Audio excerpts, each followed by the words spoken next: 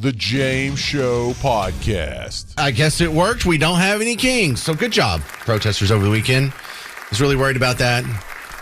All the signs that you spent so much time on worked really well. Sarcasm aside, though, it was a pretty good little turnout, more so than most protests you see around here.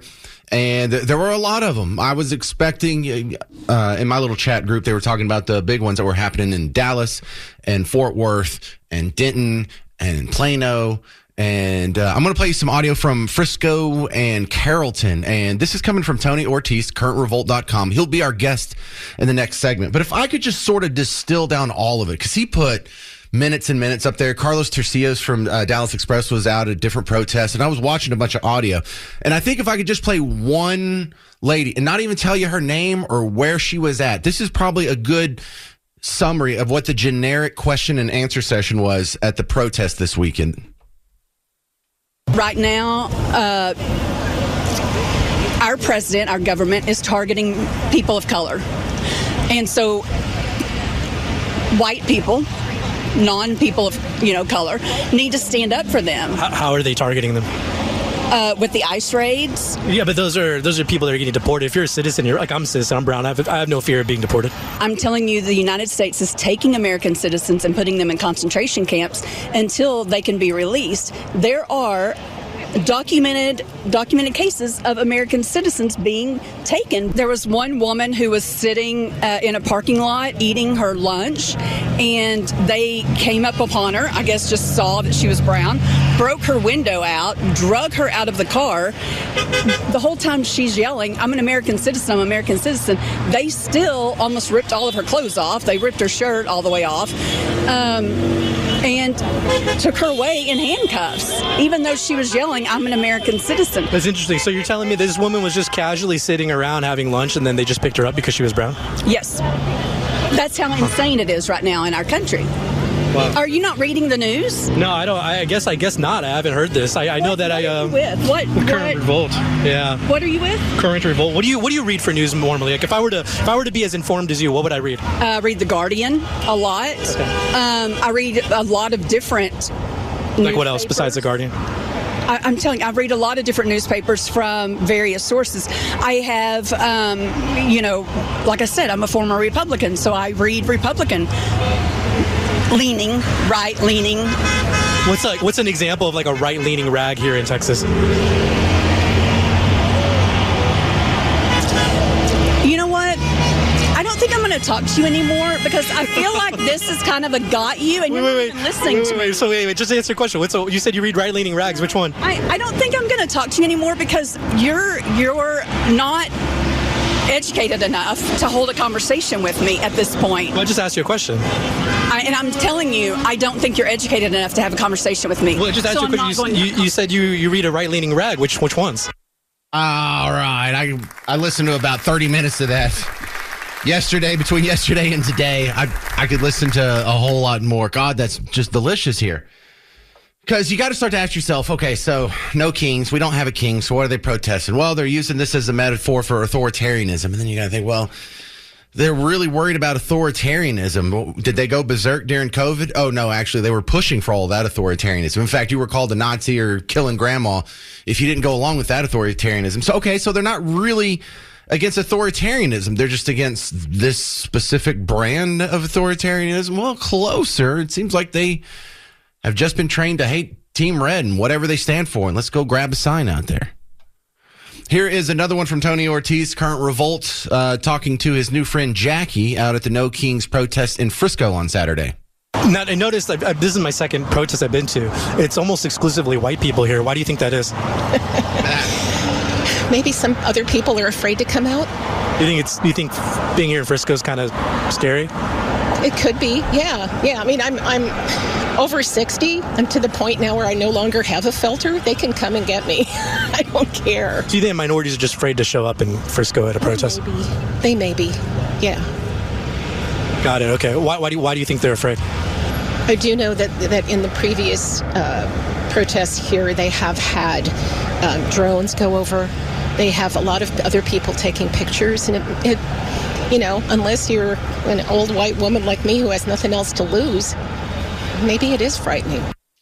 So the world, Frisco, Frisco is a frightening place. Frisco, dangerous for people of color. It's like 1/3 Indian, but you can't protest out there because, minorities are so scared to go out and protest. Unless it's a free Palestine protest, then that's almost all minorities. Unless it's an immigration protest, plenty of minorities flying flags from everywhere else but America. Does she really think that? Does she really think, well, the reason why it's just a bunch of old white people out here? I would guess, number one, because it's Frisco, right? Not exactly the youngest, hippest part of town. Same thing with Carrollton. Hey, how come everyone at Carrollton's like 55 or older and white people? Because it's Carrollton, y'all. Because it's... I bet the No Kings protest in Atlanta or New Orleans or Memphis wasn't all old white people. Such a weird thing to focus on, but it is funny to watch the answers here. So that's Tony Ortiz from Current Revolt, and he was right to sort of point that out. Do you have an explanation on why it's just old white people? And I'm not saying I have the explanation for that, or even that's a sufficient explanation that it's Frisco or Carrollton or whatever. The thing I'm more interested in, though, is what brings these people out there. What makes these people go grab a sign and stand on a corner? Now, I've heard from a lot of people that they're getting paid. Some people are getting paid. Most of them are not. The people that you see going from protest to protest to protest across the country, they show up on different news channels and different interviews and whatnot. Yes, paid protesters. The people that are usually wearing vests and they're holding a clipboard and they're answering questions, or I guess it's an iPad these days, and people are asking them questions and they're directing them where to go, probably getting paid. People handing out signs might be getting paid. But the overwhelming majority is people who have been scared, you-know-what-less by the TV, and so they're going out there trying to do something about it. Now, if there really were roving mobs of president's personal police that was snatching up American citizens and putting them in the concentration camps, I'd like to think I would be against that too. But seeing as how, with some general human error thrown in there, when you're deporting 500,000 people in the last 7 months or whatever, there's going to be some boo-boos in there. But generally speaking, when you're going after and enforcing immigration law the way it's written, that scares you? Do you really think it's dangerous for people of color to be standing in a median in Frisco holding a sign? I don't think so. I think you're crazy if you think that. This is Martin in Euless. You're on WBAP. Hey, Martin. Hi, how are you doing? I have a simple question I'd like to ask either one of these ladies. If brown people are being targeted, how come they weren't being arrested at the MAGA rallies? And there was a bunch of them there. There's not an answer for that, Martin, and you damn well know it. But they have been conditioned to think that you're a racist, that I'm a racist, that Garrett's a racist. Everyone on WBAP, we're either openly racist or too stupid to know that we're supporting racism. And so this is the worldview as they see it. And I think these interviews are just a great glimpse into the mindset on what makes people go out there. They haven't heard from our side of the story. From our side of the aisle. They don't listen to Fox News. They don't listen to WBAP. They don't read, right-wing websites or follow right-wing people on social media. They've just heard all the bad stuff. They've heard that you're a racist and we're fascist and we're hunting brown people for sport. Right. Yeah. Yeah, they're ridiculous people. And, I do think it's comical that they're all out there in little blow-up costumes and stuff. I mean, they're making fools of themselves. In just so many ways. I kind of like the costumes. It's a nice touch. It's better look than the black bloc stuff that they usually wear. All right, I got to run, Martin. Great call. Thank you, sir. Joined now by our friend Tony Ortiz from Current Revolt, currentrevolt.com, and a very good Twitter channel. In fact, I just retweeted from the WBAP account some of the full video of the clips I was playing in the last segment. So, Tony Ortiz, thank you very much for going out and checking out these protests. Tell us about what you saw. Yeah, thanks for having me. I initially was planning on going to the Frisco one, and as many of your listeners probably know, here in Texas, Frisco is one of the more wealthy areas in DFW. But on the way, I stopped for coffee, and I ended up at the Carrollton protest. And I immediately noticed the demographics are funny. And not that there's anything, of course, wrong with older white people, but at a rally, especially for a rally that's supposed to be for progressives and liberals, you kind of expect a lot of people of color, brown people and blacks and minorities. But it was, and especially young people, but it was exclusively older white people, which I thought was very interesting, right? So my theory on this is, what is your closest proximity to a college? And so I bet you the one in Dallas, the one in Fort Worth, the one in Denton especially, it was probably much younger and, dare I say, diverse. But, Frisco, where would they even draw from their pool of minorities to have diversity there? Well, the Carrollton one, the demographics in Carrollton are 40% white, and the remaining 60% are minorities. So that didn't add up there, at least as far as the demographics go. Solid point. Yeah. Carrollton. As far as Frisco goes, it's relatively the same. You go to a Frisco Costco, and it's like a little India in there.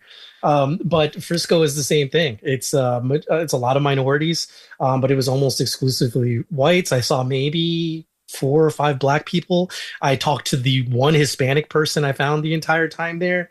And so, yeah, I just think it was interesting. And you saw this replicated across the country. It was a majority older white movement. All right, Tony Ortiz, your theory. Why is that? So there's a couple things, right? So let me give you the leftist theory. So the leftists I spoke to at these rallies that I went to, these protests I went to yesterday, they all said the same talking point, that brown people and minorities are afraid to show up to these protests. They're afraid to come out because ICE, at any moment, ICE can show up and just take them off the streets, which is amazingly false. Like, it couldn't be any more false. I was literally at a protest in downtown Dallas just like 2-3 months ago where there was an anti-ICE protest, and it was majority Hispanic, and they were literally physically engaging with police officers. Police officers were firing back rubber bullets into the crowd. I know because I was on the receiving end of that wave of fire. I didn't get hit, but I was with the protesters covering the event. So Hispanics are not afraid of showing up to protests. But I do think the real reason is that this is a majority progressively older white movement. This is kind of like maybe the hippies of the 60s and 70s that have nothing else better to do but to go out and do these protests. And they're largely uninformed, probably like many average voters, right? And they thought they just had nothing else better to do on a weekend. Yeah. Well, I can see why, this wouldn't appeal to the Hispanic people that show up at immigration protests, or the diversity you see at a Palestinian protest, or, some of these other causes. Black Lives Matter, of course, there's going to be not just 65-year-old white people at that. So I think maybe the vagueness of the mission here contributed to it. And I noticed that was something that you were having trouble getting answers on when you were asking people, why are you here? What are you protesting? You got answers from all over the place, and they were all just really vague. It's almost always vague because they don't really know why they're there. A lot of these people, my theory on all these protesters and these Antifa kids, and they usually come from wealth, or they come from very wealthy households, right? Or positions of privilege. And there's nothing wrong with that, of course. But we live in the United States of America. We are blessed to be here. We have clean running water. We have food on the shelves. These people have very, very, very easy lives. And so they're desperate to have something to be upset, to be fighting for. Humanity craves fights, and there's nothing else to fight for. So they make up these BS movements and these things to get upset about. And they go out into the streets, they hold these signs, they dress up, they scream a little bit, and then they go home and they stop at Starbucks on the way. This is just how the left operates. Okay, so that's a great answer, but let me add to that because I think for a lot of these people, this is taking the place of what church used to do for previous generations. Because get this, Tony, you have a bunch of like-minded people congregating on the weekends. They sing those same songs that they all know. They all do their little incantations together and do their little chants. And they just want to fellowship with some like-minded people and ultimately sort of spread the word and spread their ideology and hope they're influencing the community around them to adopt their values. And in that case, this sounds like their religion, Tony. I hadn't heard that before. I think that's a great theory and probably one I'm going to replicate. So I'm going to steal that from you. I'll cite you though. Oh, please do. You don't have to worry about crediting me because I'll forget I said it coming up. Man, great work. I highly encourage you guys to go to currentrevolt.com and check out the full length of his videos, or I shared them on the WBAPX account. So thanks again, Tony Ortiz, for going out to the protest and getting some good audio for me. Thank you. All right, there he is, Tony Ortiz. Another round of applause. Really great work. Look, if this is going to be sort of my mantra for all protests going forward? Because this is how I've always thought. Like, even when I was in college and I lived on a college campus, and every once in a while, people would be like, we should protest something or other. And I always thought, what does that do? You make a foam core sign, you go stand on the side of a road, make a bunch of noise, hoot and holler, maybe sing some songs, maybe occupy a park or whatever. But, I've been reading all my books and looking at how this whole governance thing works. And we probably need to get a legislator to sponsor a bill and maybe get other representatives to vote on it, and then it becomes law, and then it can be signed by the governor or by the president, and then it could be survive judicial review. And I think that's how you affect change. I don't understand the signage thing. So Jeff Dye, a comedian, nailed it. I don't know how all these problems aren't getting fixed. Yeah, I understand. There was like an anti-Elon rally today in the city. I don't know how that didn't get solved. I mean, they had a ton of signs. That's your best plan? Cute sign with glitter glue. Everyone driving by is like, what a bunch of idiots, dude. Sometimes I honk just to get their attention. Like, bam, bam. It's helping. We're doing it. We're fixing Palestine. Isn't that true? There's a genocide. Well, what should we do? Let's go make a sign and stand in the park here in downtown Dallas. What? So I'm always skeptical of protests anyway. So if I sound a little cynical or smarmy or whatever, it's just that I just don't have that gene. I don't have the gene that watches forensic shows. I don't have the gene, that Law and Order, CSI, Cold Case. I don't have that gene. I don't like those shows. So I don't have that. I don't understand the foam core signs. There's a lot I don't understand in this world.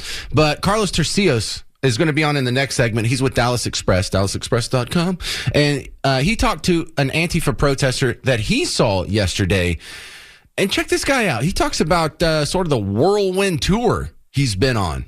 I traveled the country. I went to Florida. I went to Missouri. I've been to Indiana, Texas, Oklahoma, Washington, Portland. And I'm here to spread anti-fascism because America was never fascist and it never will be. Not as long as any anti-fascist lives. Okay. Who do you consider to be a fascist in your eyes? Well, currently, the whole Trump administration may not be entirely fascist at this point, but they're quickly going towards authoritarianism and totalitarianism. But that's all. That's the only comment that I'm going to be giving.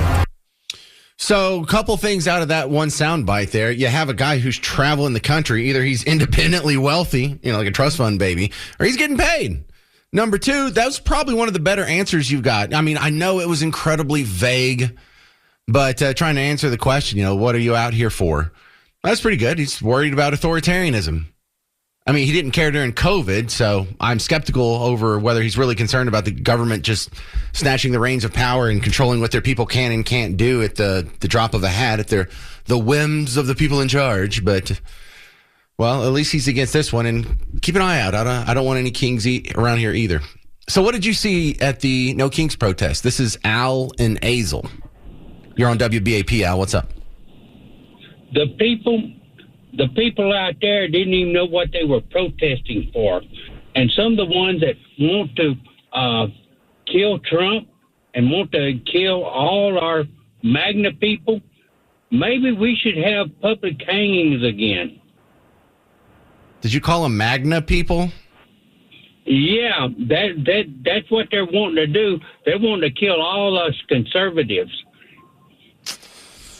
And so maybe we need to have public hanging from all the criminals that are out there that are protesting.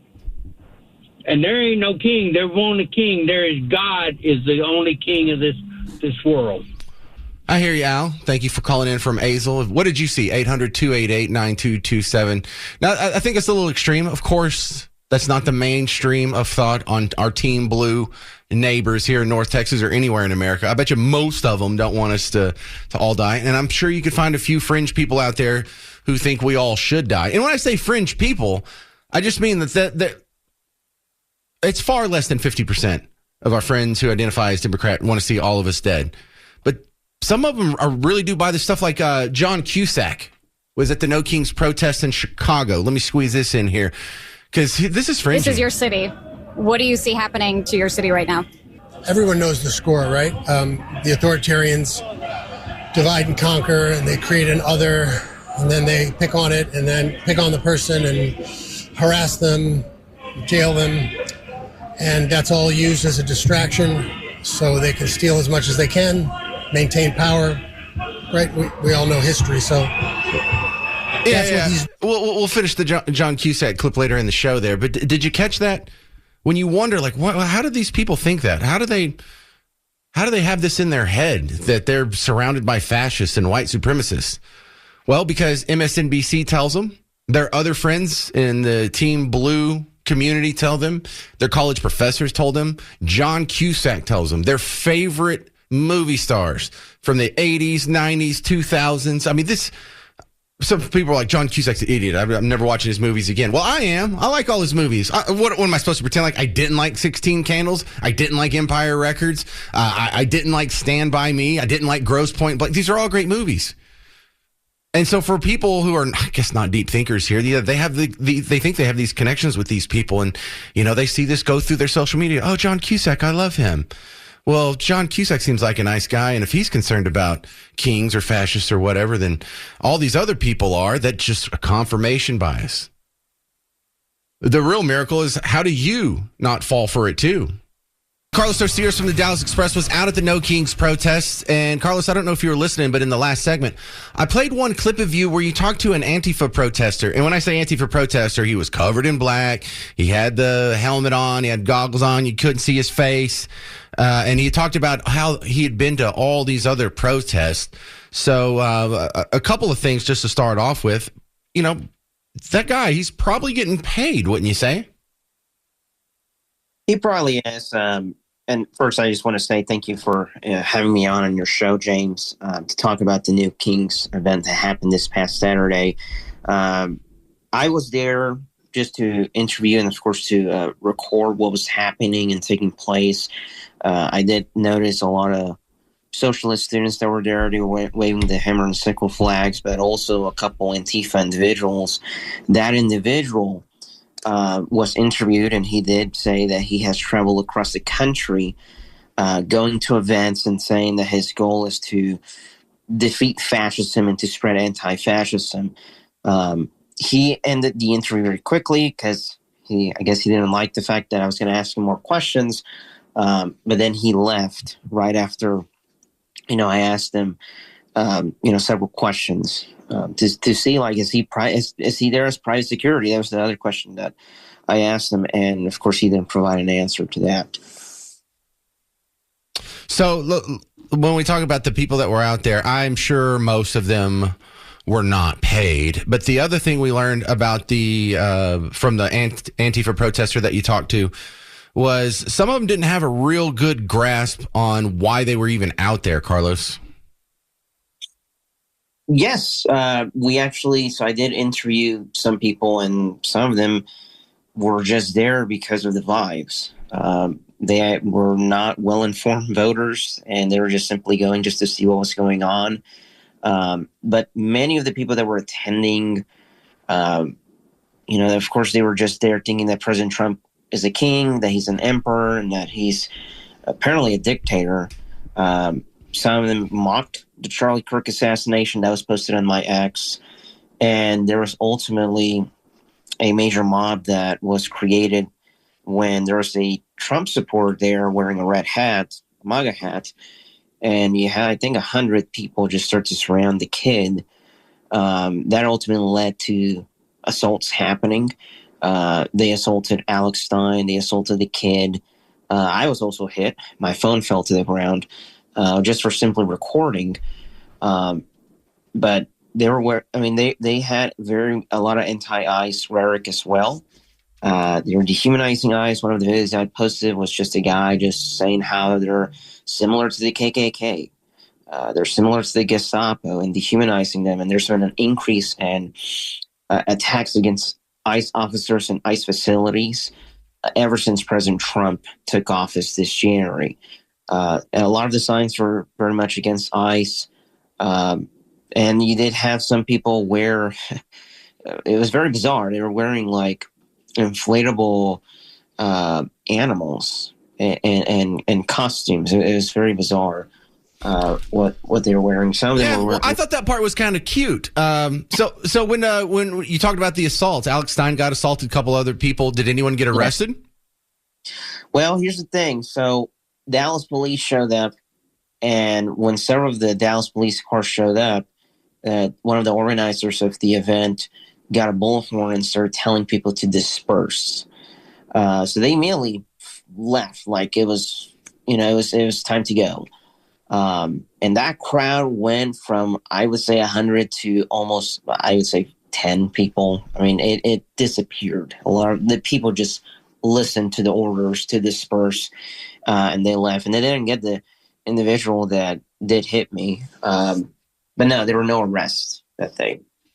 All right. So, Carlos Turcios, anything that you saw at the protest that you're not seeing reported? I would say the socialist organizations that were present, they're not reporting that. They're also the fact that the Antifa guy that we did interview, he was waving an Antifa flag, and people were taking photos with him. Several people, we noticed that in the rally, that people were taking photos with this guy who was armed and, is attending Antifa events and Antifa organizations. But they were taking photos as if he were a celebrity. And, this is an organization that has attacked ICE facilities. This is an organization that, has advocated for violence against President Trump, against law enforcement. And people were just taking photos with him. But if this were the Proud Boys or any other organization, that if they were there, it would have been all over the news for sure. Totally agree. Carlos Turcios, thank you very much for your work. You can find it at DallasExpress.com, and he's got a heck of an X feed, too, if you want to follow him there. Carlos, I appreciate your time, sir.